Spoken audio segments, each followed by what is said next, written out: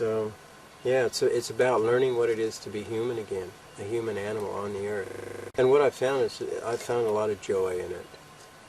I find myself laughing a lot and just really, really enjoying life, jumping out of bed and being excited with every new day because there's so much joy and simplicity. I think people have just forgotten what it is to be human and how much joy there is in that. We think that we've got to go outside of ourselves. Like if we want an adventure, we got to go hire a video and watch somebody else go on an adventure instead of actually going on the adventure ourselves. So it's like people build our houses for us, make our clothes for us, grow our food for us, even take care of our children for us and teach the children morals, etc., etc. Everything that a parent is supposed to teach them. So really we're not living. People like this aren't living. It's what I call the cage existence. Real living is doing all of those things for yourself. Grow your own food. And know what you can eat out in the bush. Because the whole earth is a garden. Everywhere you step, there's food. Like, for instance, all grass species are edible. All the grass species around the world are edible. You just chew up the leaf and spit out the pulp. The seed pods you can eat as long as there's no mold on them. And that's usually the color of black. And then you would not eat them because it's really toxic. Lots of grasses grow in clumps, and you can pull a clump off the main plant, peel the leaves back like we did with the native cordyline, and again you find a heart of undifferentiated leaf that's beautiful to eat. Lots of grasses have root systems that you can eat. So yeah, everywhere you go, the earth is a garden. There's so many things out there.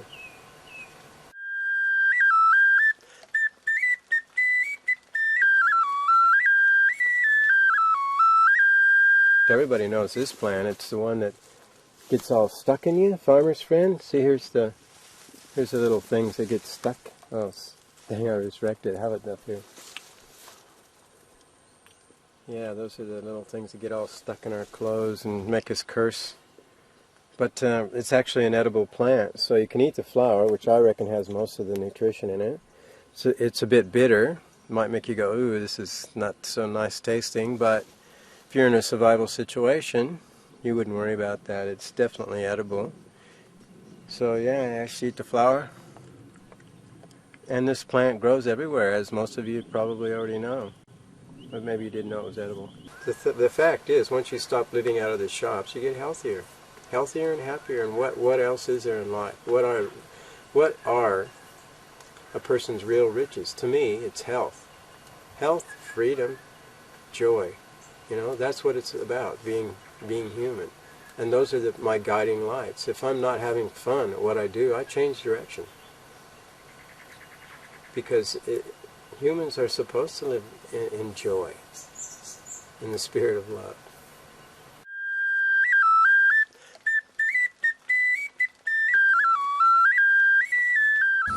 The bulrush here was the main staple for a lot of tribes in Australia, for a lot of the Aboriginal tribes. And they used to take the flower when it's mature and all brown like that. And well, it's actually not quite ready, this one. But you could actually steam that, and it's like corn on the cob, and eat it. But when it's fully mature, they just pull it apart. These aren't quite mature. But when they are, they pull it apart. It's all fluffy. And then mix that in with the starch from the root. So they pull up the root.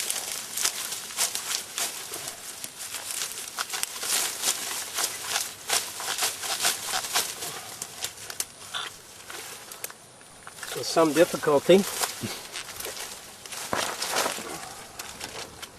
Oh man, I need my digging stick.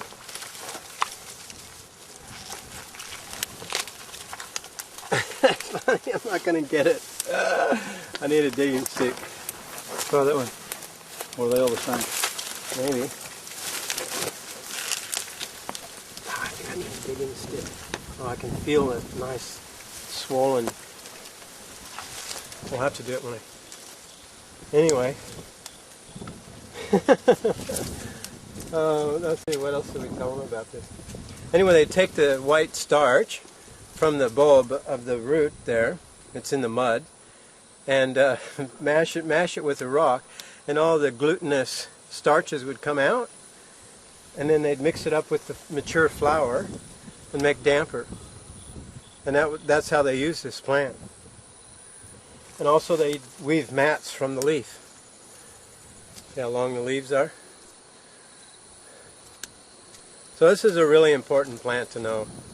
The bread is actually really beautiful to eat. But you need a digging stick. You know, your main, a lot of people ask me, what is your main survival knowledge? If you could just tell me one thing. And it's like, don't have fear. That's your main survival tool. Don't have any fear.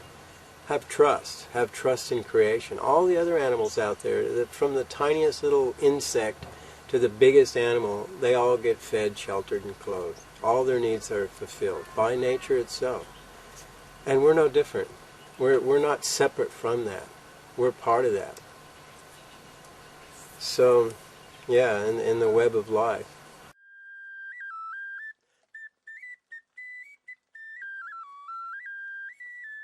I just spotted this tree fern, and you know, you can eat the fiddlehead of all ferns, but the tree fern especially is really nice. It gives you a lot of food in one you'll see in just a minute.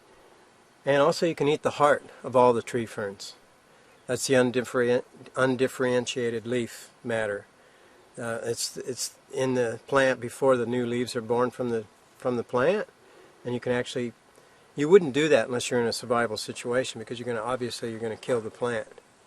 But a lot of times in the bush you'll find clusters of tree ferns growing all together, and you can find a situation where you take one and it helps the other one grow. But we'll show you what the fiddlehead is here. Okay. See that, Mark? You see inside there too? Yep. So when you find a situation like this, you don't take all of the fiddleheads, because that's going to hurt the plant. This is the one you go for right here, the newest one. Isn't that beautiful? So incredible. Now that's the leaf. That's one of these leaves before it actually unfolds. And so you just bust it off right there like that, and you've got a really nice meal. Now you can steam it or roast it or even eat it raw. Well, I'm not going to eat it here on film because this one's right next to the road. And any plant that grows next to the road you don't want to eat, because all plants absorb lead from the cars that go by. So we won't eat this one, but it's a good example of what you would find in the bush. And how would you process that again? Well, you can actually just you just take all the furry bits off, and then you can just actually eat the whole thing raw. But I prefer to steam them. So I just put it in a pot and steam it for like 5 minutes, and it becomes really tender and takes away any bitterness, and they're actually delicious. This fern here has got tubers that you can eat raw or cooked. Sometimes they're a little bit bitter, so you can steam them lightly, and they're just delicious. And so when you'll find big, huge patches of this in the bush. There isn't a whole lot right here, but there's plenty for us to harvest and see how we go. So you just get down and pull out a clump.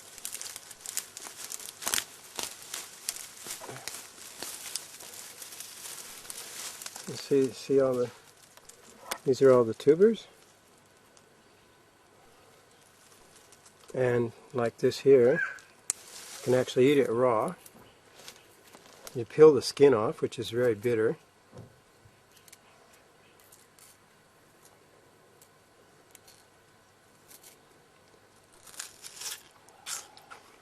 And eat it.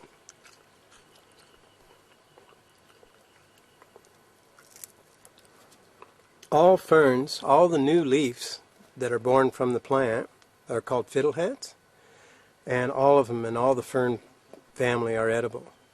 but you can't eat them every day because there's a buildup toxin in them. And all the fiddleheads, now I don't see any fiddle, oh here's one, here's a fiddlehead. Yeah, so that's the edible part of this plant, and all ferns have what they call a fiddlehead, because you see, that looks like the top of a fiddle, that's why they call it a fiddlehead. And so you just pinch it off right there. I'm not going to do this because it's right next to the road and it's got lead in it. But yeah, ferns are everywhere in the bush, and they're all edible. You can't eat them every day because it has a buildup toxin in it. I can make this into a rope and then weave that into a basket, or I could use it for a handle on a basket, or I could actually make a pair of temporary sandals. The sandals wouldn't last very long, especially if you wore them on bitumen, but around here they could last for a few months. And so you'd start out like I am here, going thin, because that's the bit that's going to wrap around your ankle and tie and untie. So you want it pretty thin, you don't want a thick rope. But as I get half a meter long, then I'll really thicken it up if I'm making a pair of sandals. Make it like as thick as my little finger, and then probably as thick as my thumb at the thickest place, which will be the part that goes around here to make the sole. So to make a pair of sandals, I'd make this rope about 1 meter long.